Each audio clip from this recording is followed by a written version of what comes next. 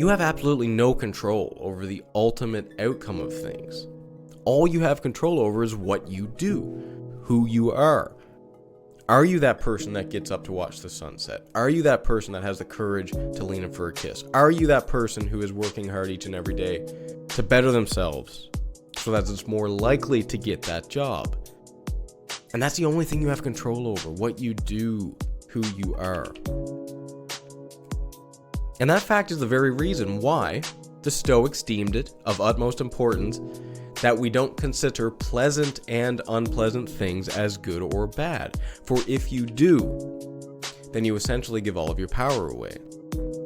So the Stoics urge you instead to consider what you do as either good or bad, irrespective of the pleasantness or unpleasantness of it. Working hard is often very unpleasant, but there are few people who would argue that working hard is a bad thing. So what's the Stoic path? Well, it's doing everything that you can that's within your power to make it as likely as possible that life will be more pleasant for you and everyone else.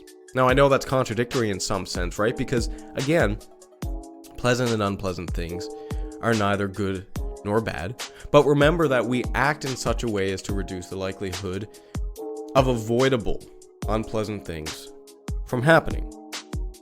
But again, it gets complicated, it gets tangly, because how do you balance, say, working hard, which is often unpleasant, with the pleasant things that come from working hard?